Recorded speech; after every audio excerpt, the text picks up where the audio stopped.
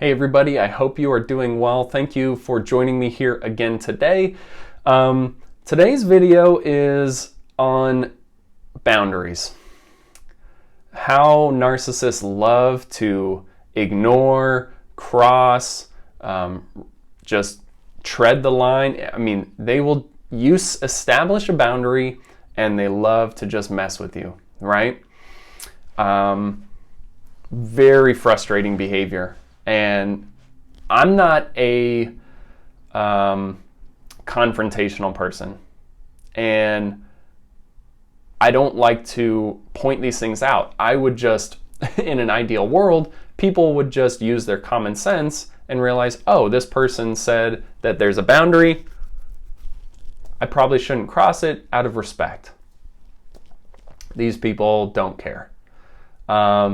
So I'm going to talk about my mom again here today and how she did this all the time and just the different ways that she did this. And so hopefully you can apply this to your narcs and, leave me a comment about how they cross boundaries that you establish. I'd love to hear the crazy and unique ways that they get around it and they justify it, right? The fact that they don't even see what's wrong with their behavior is what is even more crazy.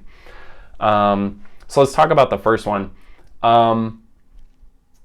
So there were several times in my life where I decided to better myself, get help for myself, change my lifestyle, whatever. And I'd kind of inform her that I'm doing so. And not surprisingly, she would find a way to undermine that and cross the boundary. So first example, back when I lived in California, I was starting to smoke marijuana. Had a friend who did it and whatever. So my parents are pretty liberal. We're in California, right? I could get away with like smoking and drinking as long as it was in the house, right? And it was kind of like, I guess maybe they were like, well, he's a good kid, and I didn't really get into a lot of trouble growing up, so I guess maybe they saw it as if they just let him do a little bit, that's fine. Well, I decided after moving out into my own apartment with my wife that I was going to stop. And just because I was growing up and I was like, it's time to take a break, be done with it. Literally told my mom that I was done. She gave me a bag of pot from her friend who grows it herself. But she was like, here, she had a whole bunch. She brought it to me because my mom would smoke it occasionally for her back, okay, which is fine. I just told her that I was going to stop. I didn't want to do it anymore. And she was like, here's a bag of pot. Thanks. I mean, whatever. So it continues, okay? My wife smokes cigarettes since she was 18. She tried to quit several times. Every time my wife would try to quit or cut back, my mom would buy her a carton of cigarettes and be like, hey, here, I thought I'd buy this for you. And I mentioned, but my wife worked for my mom for 1.5 years as her assistant at her office. So they would take smoke breaks. So it was like my mom knows that she was trying to quit and she'd just buy her cigarettes. No, you don't. Well, it's saving her money, right? It's being thoughtful because cigarettes are expensive, which they are. But it's completely negating the point, which is she's just trying to quit entirely, not save money so she can. It's ridiculous. My wife and I decided we wanted to try being vegetarian. Told my mom, like, hey, we're going to try this now. My mom said, oh, I bought a whole bunch of steaks at the store and, I vacuum sealed these, but, why don't you take them? Literally, like a day later, I told her we're going to try this new way of life, and she says, here's some steaks. And again, it justifies the behavior because, well, it's cost her money. She knows how expensive steaks are. She knows how expensive cigarettes are, how much weed costs. Here, you take it. I don't want it. So eventually, I would just take it and throw it away. I'd take it, say thank you, throw it away, because it was easier than saying no. But I did tell her that I was going to go to anger management. This was the one where it got a little spicy, because I think, again, my mom's very smart. I think she knew that if I went to anger management, that some stuff would come up, namely her behavior. So I got to the point where I decided I needed to get some help. I had been dealing with some anger issues and just feeling frustrated that I didn't know where it was coming from. So I decided that I wanted to go try out this course. And I told her about it, and I said, I'm really excited. I've just been dealing with all this frustration, and I'm just like, I want to learn about it. She didn't know what to do except say, you don't need to go to anger management. No, you're not an angry person. That's for me to decide, not you. I'm telling you that I have a problem and I want to get help for it. And you should be supporting that, right? I think a normal person would support that. Unless she had some valid reason other than, no, you're not an angry person. I'm telling you, I have a temper.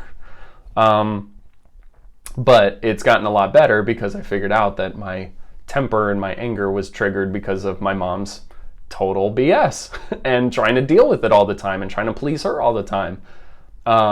So that was a huge relief, because actually going to anger management helped me understand that I could stop triggering myself if I just stopped spending my time trying to deal with her.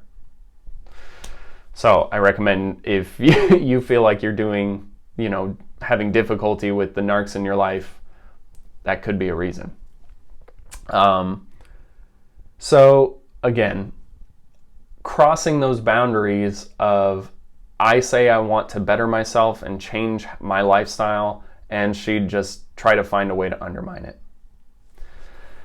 So the next area is, this one is, just kind of a brief one, but it was just kind of funny to me. I can't say no to my mom very easily. Couldn't very easily, and she knew this. So there was this one time she asked me to pick her up from the airport and give her a ride, which was fine. And she asked me in the car ride, she said, hey, if you're ever in the neighborhood, it would be really nice to have you come by and help, trim the cat's nails and just do some of those kind of things. That would really help me out a lot. And again, this is when I was starting to wise up a little bit. And I replied and I said exactly, okay, if I'm in the neighborhood, I'd be happy to do that. Exactly that, if I'm in the neighborhood. So I go home, I drop her off, I go home, I tell my wife exactly what I said, because I said, you know me, and she'll gaslight me and make me forget that I said this. This is exactly what just happened. This is what I said to her. Don't let me forget. She's like, all right, I got you. So 2 weeks go by and my mom calls up and she wants to come over for dinner. So fine. So she comes over, we cook dinner, and she said, so we finished dinner, and she says, the other day, I remember you said you would come by and help me with the cats. And I said, no. What I remember you saying was, if you're in the neighborhood. And I replied, if I'm in the neighborhood. And Mom, I've been really busy. I've not been near, and I just haven't had time.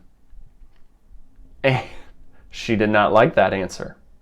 She did not like that. I don't blame her. I'm normally very compliant. But this was me, standing my ground. And so then I still remember she's on the couch. I won't look at her. I'm sitting next to her. I won't look at her. And I'm staring straight out. And I said, maybe you could just take them to the vet. They do, nail trimmings, and they can help you with that. It's really not that bad, but I think that's what you should probably do is, take them to somebody who can do that for you. Felt so cool. I felt so good. Terrified of the response, and she just kind of, okay, went into her internalized resentment state. I'm sure you're all very aware of what that is. Again, she's not gonna let me see that she's affected by it, and she just kind of, okay, I'll remember that for later, kind of thing. So again, the boundary there is I have my own life. I have my own life and my own responsibilities. My wife and I have our apartment, and we have stuff we need to take care of. I said I would help if I had time. I didn't have time. It's not that big a deal. But she doesn't care. It's not about what I want. It's about what she wants. And she expects it to be done. So now she needs to adjust her phrasing next time because I'm being much more aware. But crossing the boundary.